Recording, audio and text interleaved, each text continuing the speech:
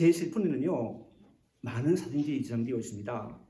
그 행사 때 여러분과 함께 찍은 사진도 있고, 우리가 기도하며 후원하는 성도사님들이 우리 교회를 방문하셨을 때 함께 찍은 사진도 있습니다. 물론 저희 가족과 함께 찍은 사진도 있는데, 가족과 여행 중에 찍은 사진들을 보면서 다시 한번 그 여행을 갔으면 좋겠다는 생각을 하게 됩니다. 그런데 돌아보면요, 아무리 좋은 시간이어서도 여행을 마치고 돌아와서 집에 들어서면서 꼭 빼놓지 않고 하는 말이 있더라고요. 그래도 집이 최고다, 이런 말 하더라고요. 여러분 그러시죠? 근데 여러분, 예수 믿는 우리들에게는요 최종적으로 돌아갈 집이 있습니다. 하나님이 예수 믿는 우리들을 위해 예비해 놓으신 천국입니다. 2000년 전 예수께서 제자들에게 직접 말씀하셨는데, 요한복음 14장 2절로 3절 말씀입니다. 내 아버지 집에 거할 곳이 많도다. 그렇지 않으면 너희에게 일렀으리라. 내가 너희를 위하여 거처를 예비하러 가노니, 가서 너희를 위하여 거처를 예비하면 내가 다시 와서 너희를 내게로 영접하여 나 있는 곳에 너희도 있게 하리라. 그렇죠. 하나님이 예수 믿는 우리를 위하여 예비해 놓으신 거처인 천국은요, 거룩한 성 새 예루살렘으로 마치 신부가 남편을 위하여 단장한 것 같은 곳이라고 합니다. 그리고 그 천국은요, 하나님이 우리와 함께하는 곳이므로 모든 눈물을 그 눈에서 닦아주시니 다시는 사망이 없고 애통하는 것이나 곡하는 것이나 아픈 것이 다시 있지 아니한 곳으로 수정같이 맑은 생명수의 강이 흐르고 그 강 좌우에 생명나무가 있어 12가지 열매를 맺되 달마다 그 열매를 맺고 그 나무 잎사귀들은 만국을 치료하기 위하여 있는 곳이라고 합니다. 그러므로 이제 우리 남은 인생 동안 예수 믿는 우리에게는요, 돌아갈 집인 천국이 있음을 바라보고, 때로 우리 인생이 힘들다 할지라도 소망 가운데 살아가는 저와 여러분들이 되기를 바랍니다. 그런데 예수 믿는 우리들의 최종 목적인 천국으로 돌아갈 그날까지 이 땅에서도 하나님께서 예수 믿는 우리들에게 허락하신 천국을 누리며 살아야 합니다. 하나님 아들 예수께서 우리와 같은 인간의 몸을 입고 이 땅에 오셔서 공생애를 시작하시면서 최초로 전한 복음도 회개하라, 천국이 가까웠느니라 였어요. 그러므로 회개하고 예수 믿는 우리는 이 땅에서도 천국을 누리며 살아야 합니다. 그렇습니다. 이전에 이미 몇 번 간증을 했지만, 저는 대학교 1학년 여름방학 때 제 누님의 초대로 강원도 시골에서 열린 교회 이름 수련회에 참석했다가 예수를 믿기 시작했어요. 그런데 저는요, 처음부터 교회를 다니며 예배 드리는 게 좋았어요. 좋더라고요.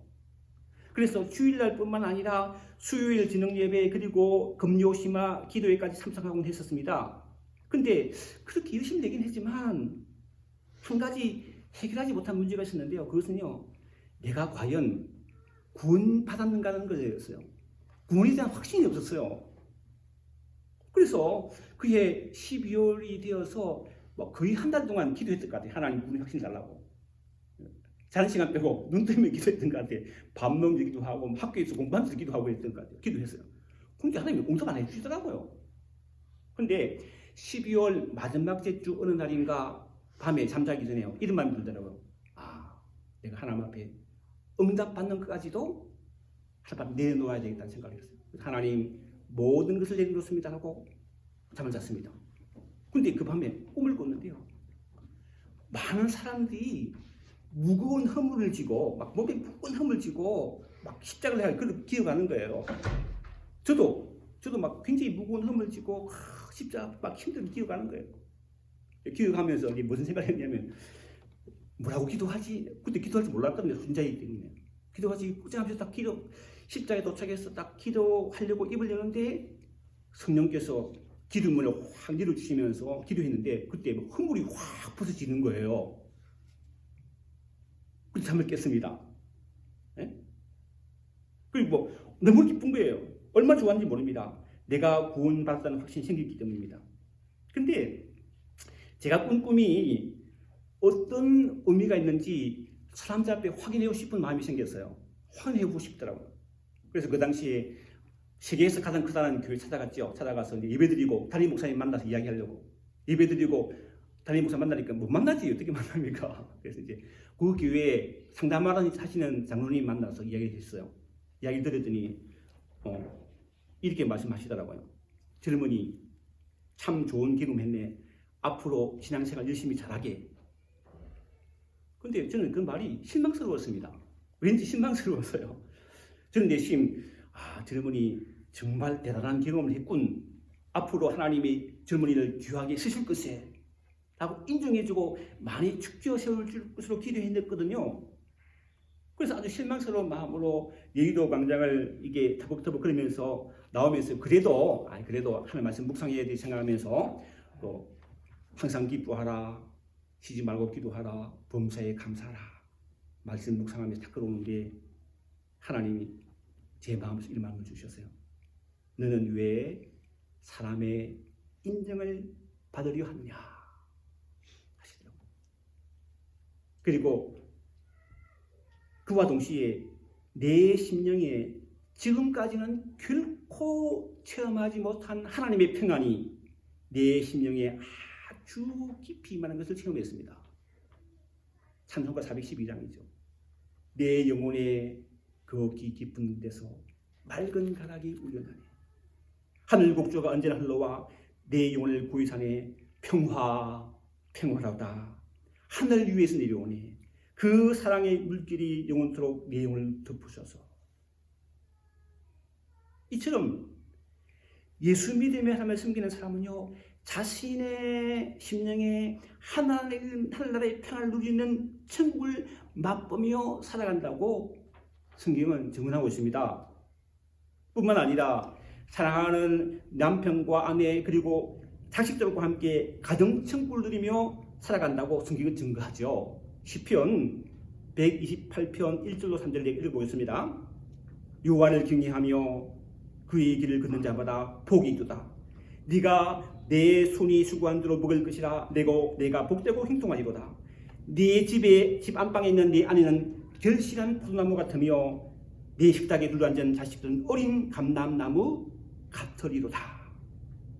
이처럼 저와 여러분들이 예수 믿으며 심령의 천국이 임하고 가정 천국을 이루갈 뿐만 아니라 오늘처럼 하나님을 예비하며 주중에는요 하나님이 허락하신 일들, 사업과 직장일을 통해서 천국을 이루어 참으로 행복한 삶을 사시기를 우리 소원한다는 것이죠.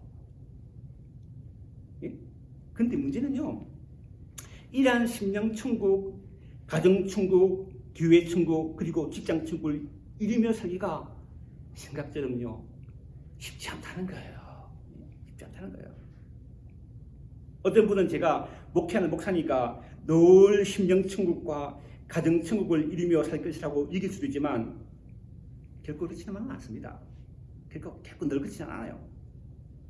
그 이유는요, 저도 이 땅에 살면서 죄에서 완전히 자유롭지는 못하기 때문입니다.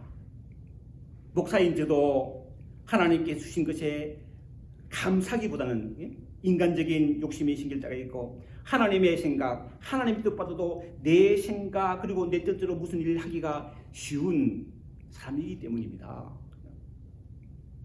물론 여러분도 이유 아닐 것이며, 이 땅에 살고 있는 사람 중에 죄에서 자유로운 사람은 아무도 없습니다. 왜냐하면 우리는 모두 아담과 하와의 후손이기 때문이죠. 생각해 보세요. 참된 평화와 행복이 넘치는 하나님이 함께 하시는 에덴 동산에서 살면서 사단의 유혹을 받아서 하나님께서 먹지 말라고 한 선악과를 따먹는 죄를 범함으로 말미암아 하나님께서 주시는 참 평화와 행복을 빼앗겨버린 아담과 하와에 흐르던 불순종의 피가요 우리들에게 그대로 흐르고 있기 때문입니다. 이 땅에 사는 모든 사람은요 예외 없이 하나님의 말씀을 거치는 죄의 속성이 이성이 살아있기에 우리에게는요 이 세상 삶을 끝낼 때까지 복음이 필요한 거예요. 그래서 사도 바울은 로마서 3장 23절로 24절 이렇게 말하죠. 모든 사람이 죄를 범하였음에 하나님의 영광이 이르지 못하더니 그리스도 예수 안에 있는 성장으로 말미암아 하나님의 은혜로 값없이 의롭다 하심을 얻은 자 되었느니라. 이처럼 모든 사람이라고 했으므로 구원의 확신을 가지고 지금까지 열심히 신앙생활을 하며 주님을 잘 섬기는 사람도 당연히 포함됩니다. 그러므로 우리는 하나님이 우리를 부르시는 그날까지 계속하여 예수를 끝까지 잘 믿어야 된다는 거예요. 그게 중요하다는 거예요. 네? 현대인의 성경으로 방금 읽은 로마서 3장 23절 24절 읽어보면요. 자, 읽어볼게요.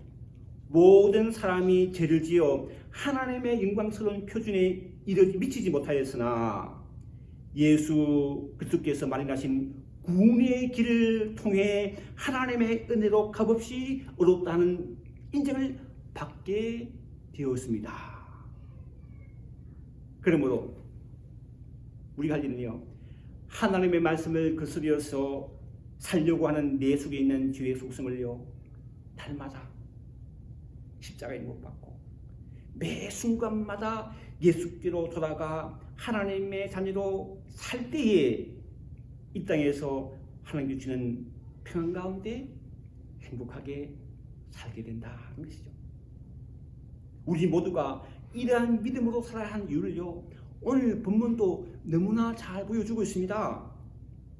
오늘 본문 1절을 읽어보면요, 이스라엘아 내 하나님 여호와께로 돌아오라 불의함으로 말미암아 엎드러졌느니라. 현대의 성경이 말하죠. 이스라엘아 내 하나님께 여호와께로 돌아오라 네가 내 죄 때문에 넘어지고 말았다. 호시아서는요, 여로보암 2세가 이스라엘을 통치하던 BC 750년경에 구원이라는 뜻을 가진 호시아라는 선지자가 하나님께 받아 기록한 말씀입니다. 총 14장으로 기록되어 있는데 제일 많은 우리 인생을 향한 변함없는 하나님의 사랑을 너무나 잘 보여주고 있습니다. 우리 아는 것처럼 이스라엘은요, 애굽에서 종도하며 죽도록 고생을 하고 있었지만 하나님의 기적적인 도우심으로 애굽을 탈출하였고 하나님이 베푸신 놀라운 기적으로 그를 가로막고 있던 홍해를 건너시며, 생각해 보세요. 거칠고 험한 광야에서 무려 40년 동안 하나님의 은혜로 구름 기둥과 불 기둥 인도함을 받아 하나님께 약속하신 축복의 땅인 가나안 땅에 정착하게 되었어요. 그렇다면 이스라엘은요, 그 축복의 땅 가나안에서 하나님 말을 잘 숨기고 참으로 행복하게 살아야 했습니다. 당연한 얘기죠. 그런데 현실은 그게 아니었어요. 시간이 얼마 지나자 이스라엘은요, 하나님께로부터 받은 구원의 은혜와 사랑을 까맣게 잊어버리고 하나님을 섬기는 것이 아니라 가나안 땅에 있는 우상신들을 섬기며 세상의 힘센 나를 의지한 것입니다. 물론 그들 나름대로 이유는 있었죠. 이유는 있었는지 나름대로. 가나안 땅의 우상신을 섬기고 세상 가국을 섬기면 안전하게 잘 살 것 같아 보였거든요. 요즘 말하면 이런 것 같아요. 돈 많으면, 돈 많이 쓰면 안전하고 건강하잖아요. 그럴 것 같다는 거예요.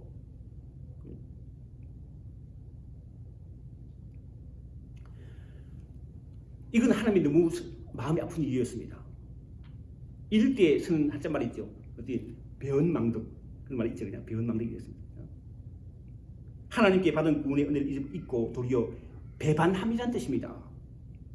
예를 들어 이분에게 큰 은혜를 입은 사람이, 여러분의 큰 사랑을 은혜를 입은 사람이 그런 은혜를 잊고 이렇게 배반했다면요, 여러분 어떻게 하시겠어요? 그 사람 다시 안 본다 이렇게 말할 것 같아요. 저는 그렇게 말할 것 같아요. 다시 안 본다. 그런데 하나님은 그렇게 하지 않으셨습니다. 물론 하나님은 이방신을 섬기고 세상 나라를 의지하는 이스라엘의 죄를 무섭게 책망하셨습니다. 죄인은 책망하셨어요. 호시아 8장 14절 말씀 보시면 이스라엘은 자기를 지으신 이를 잊어버리고 왕궁들을 세웠으며 유다는 견고한 성읍을 많이 쌓았으나 내가 그 성을 삼키게 하리라. 심판하신다는, 죄인은 심판하신다는 거예요. 거룩한 하나님은 결코 죄와는 함께 할 수 없기에 죄에 대한 무슨 심판을 내릴 것이므로 이스라엘 백성들에게 이렇게 경고하셨습니다. 호시아서 9장 1절 3절 말씀인데요. 이스라엘아 너는 이방 사람처럼 기뻐 뛰놀지 말라. 네가 음행하여 내 하나님을 떠났고 내 타작마당에서 음행의 값을 좋아하였느니라. 타작마당이나 출틀이 그들을 기르지 못할 것이며 새 포도주도 떨어질 것이며 그들은 여호와의 땅에 거주하지 못하여 에브라임은 애굽으로 다시 가고 아수르에서 들어온 것을 먹을 것이니라. 하나님을 떠난 죄는 심판하신다는 거예요.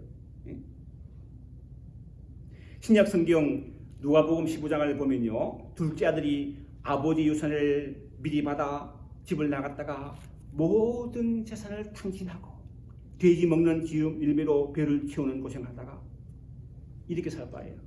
집에 가서 이제는 아버지 아들이 아니라 품꾼 하나로 내가 살기를 하고 결심하고 집으로 돌아갔을 때 어떤 일이 있었습니까? 아버지는요, 동굴 밖에 서서 돌아오는 둘째 아들 기다리셨어요. 그리고 반갑게 의사 하나 맞아주시면서 큰 잔치를 베풀어 주셨습니다. 이처럼 세상 신을 섬기던 이스라엘이 여호와 하나님께 돌아가면 온전히 회복시켜 주겠다고 약속하셨습니다. 그런데 이스라엘이 여호와께 돌아갈 때 반드시 해야 할 일이 있었는데 그것은 말씀을 가지고 여호와께 돌아가는 것이었어요. 이슬 말씀이죠. 너는 말씀을 가지고 여호와께로 돌아와서 아뢰기를 모든 불의를 제거하시고 선한 바를 받으소서. 하나님께서 하신 약속을 믿고 나아간다는 의미라 할 수 있는데 3절을요 현대인의 성경을 보겠습니다. 우리가 아시리아나 우리의 군사를 의지하지 않을 것이며 다시는 우리가 우리 손으로 만든 것을 보고 우리 신이라 부르지 않겠습니다. 이것은 구하가 주에게서만 불쌍히 이김을 받을 수 있기 때문입니다. 나라가 힘들면 하나님을 의지해야 하는데 다른 강대국을 의지하는 것을 휴게한다는 것입니다. 우리도 그렇죠. 우리도 힘든 일이 있으면요 자꾸 도움이 될 만한 것, 도움이 될 만한 사람을 의지하려 하는데 그것은 믿음이 있기 때문이며 하나님이 결코 기뻐하지 않으시는 것을 기억하고 회개하고 만군의 하나님만을 바라보고 의지하십시다. 그게 하나님의 뜻이에요. 이스라엘이 세상을 의지하고 자신의 힘을 의지했던 죄를 회개하고 믿음으로 하나님만을 바라볼 때 하나님은 진노를 그치시고 이스라엘을요 회복시키시고 놀라운 구원의 복을 주시겠다는 것이 오늘 읽은 본문의 4절도 8절 말씀입니다. 좀 길지만요 제가 현대인의 성경 읽어보겠습니다. 들어보세요. 4절 여호와께서 말씀하신다. 나의 분노가 그들에게서 떠났으므로 내가 그들의 타락한 마음을 고치고 그들을 마음껏 사랑할 것이다. 5절 내가 이스라엘에게 이슬과 같을 것이니 그가 백합화처럼 피어날 것이며 레바논의 백합목처럼 뿌리를 바를 것이다. 그 어린 가지가 자라서 그 아름다움이 감람나무와 같고 그 향기는 레바논의 백합목 같을 것이다. 7절 그 백성이 다시 나의 보호를 받고 살 것이다. 그들은 곡식처럼 번성하고 포도나무같이 꽃이 필 것이며 그 향기는 레바논의 포도주처럼 명성을 떨칠 것이다. 8절 그들이 다시는 우상과 상관하지 않을 것이다. 내가 그들의 기도를 듣고 그들을 돌볼 것이다.